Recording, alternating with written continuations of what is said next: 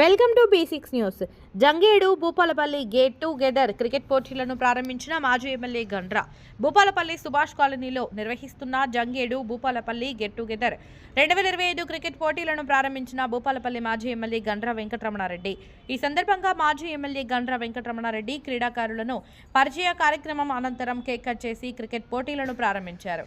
ఈ సందర్భంగా మాజీ ఎమ్మెల్యే గండ్ర మాట్లాడుతూ నూతన సంవత్సరంలో మొన్న జరుపుకున్న సంక్రాంతి పండుగ తర్వాత ఎవరి వృత్తుల్లో వారు నిమగ్నమైపోయే వేళ గత సంవత్సర స్మృతులను గుర్తు చేసుకుంటూ ఒక ఆత్మీయ సమ్మేళనం ఏర్పాటు చేసుకొని నిర్వహిస్తున్న క్రికెట్ పోటీలను ప్రారంభించడం సంతోషంగా ఉంది అని అన్నారు.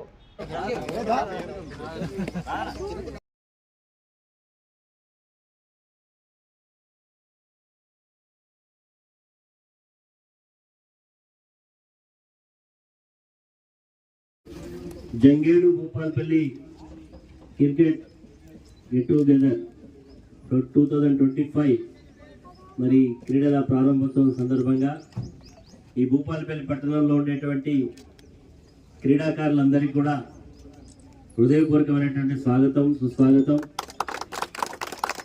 నూతన సంవత్సరం 2025 మొన్ననే ఆవిష్కరించుకొని మొన్ననే సంక్రాంతి సంబరాలన్నీ కూడా ఘనంగా జరుపుకొని ఇవాళ రేపు అయిపోతే ఎల్లుండి నుంచి మళ్ళీ మన యొక్క పాఠశాలలు, కళాశాలలు ఎవరి వృత్తులలో వాళ్ళు బిజీగా అయ్యేటువంటి సందర్భంలో ఒకసారి ఆత్మీయంగా అందరం కలుసుకొని గత స్మృతులను నెమరు వేసుకుంటూ ఒకసారి మళ్ళీ క్రీడాకారులందరూ కూడా ఒక వేదిక మీద కలుసుకొని ఆడుకునేటువంటి క్రికెట్ క్రీడ నిజంగా మనందరికీ కూడా ఎంతో ఉల్లాసాన్ని, ఉత్సాహాన్ని కలిగించేటువంటిది. ఆడే వాళ్ళకంటే చూసే వాళ్ళకి ఎక్కువ టెన్షన్ ఉంటుంది క్రీడలో. 6 కొట్టాలా, నేనే డక్అవుట్ అయ్యేది ఇంకో ఆయన, అంతేనా కదా? కాబట్టి ఈ స్ఫూర్తి జీవితంలో కూడా ఎన్నో మరి గెలుపులు, ఓటములు జీవితంలో అనేకం చూస్తూ ఉంటాం. దాన్ని ఏమి చెప్తారు? క్రీడా స్ఫూర్తి ఉండాలని. ఈ క్రీడా స్ఫూర్తి ద్వారానే ఒక పరాజయం మరొక విజయానికి మెట్టుగా మనందరం కూడా భావించి ముందుకు పోతాం. ఈ భూపాలపల్లిలో ఉండేటువంటి ఒక చిన్న గ్రామ పంచాయతీ నుంచి మొదలైనటువంటి భూపాలపల్లి ఈరోజు జిల్లా స్థాయికి ఎదిగి ఎంతోమంది క్రీడాకారులను తయారు చేసుకునేటువంటి జిల్లా కేంద్రంగా అవతరించడం చాలా సంతోషం. నేను గతంలో శాసనసభ్యుడిగా ఉన్నప్పుడు Bhupalpally 5K run, 10K run నిర్వహించడం జరిగింది. కానీ దురదృష్టం ఏంటంటే ఇది కంటిన్యూ కాలేకపోయింది.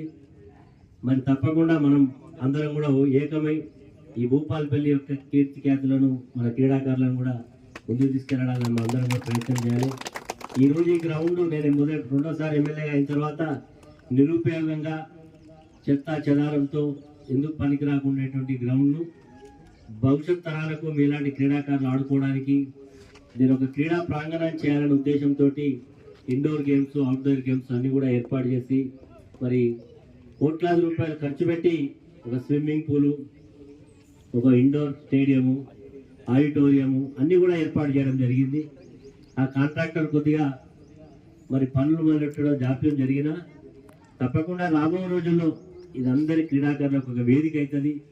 ఇది భూపాలపల్లికి ఒక ఐకాన్ అవుతుందని చెప్పి ఈ సందర్భంగా గుర్తుచేస్తూ మరి మీరందరూ కూడా రేపు లేదు ఎల్లుండి నుంచి వృత్తులలో బిజీగా ఉన్నప్పటికీ ఈ పండుగ వాతావరణంలో ఆత్మీయ స్నేహితులందరినీ కూడా ఈ వేదిక మీద కలుసుకోవడం చాలా సంతోషం.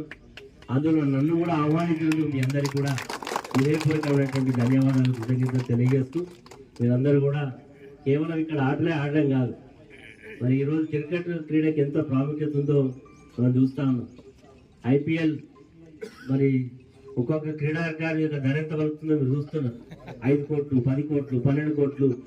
మరి మీరు కూడా భూపాలపల్లి నుంచి కూడా ఆ స్థాయికి ఎదగాలని, మంచి గొప్ప క్రీడాకారులు కావాలని, తప్పకుండా అవుతారని ఆశిస్తూ క్రికెటే కాదు, కబడ్డీ కానీ, వాలీబాల్ కానీ, ఖోఖో కానీ, బ్యాడ్మింటన్ కానీ, షటిల్స్ కానీ అన్నీ కూడా, స్విమ్మింగ్ కానీ అన్ని రంగాల్లో కూడా రాణించాలి.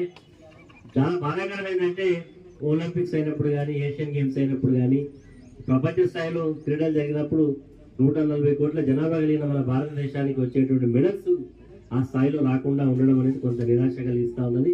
ఇప్పటికైనా క్రీడా రంగంలో పట్టుదలతోటి సాధిస్తే ఉద్యోగ అవకాశాల్లో అవకాశం ఉంది. మంచి అవకాశాలు వస్తాయి. కాబట్టి విద్య కాకుండా క్రీడారంగం మీద కూడా ఆసక్తి చూపెట్టండి. ఈ రోజు పేపర్లో చూసిన ఒక క్రీడాకారుడు క్రికెట్ ఆడుతూ కుప్పకూలిపోయాడు. దానికి కారణం ఏంటంటే ఫిజికల్ ఎక్సర్సైజ్ ఆ స్థాయిలో లేదు ఈ రోజు యువతరానికి. మేము చదువుకున్న రోజుల్లో పాఠశాల పోవాలంటే రోజు 4 కిలోమీటర్లు 5 కిలోమీటర్లు నడవాలి. పోయేటప్పుడు 3, వచ్చేటప్పుడు 4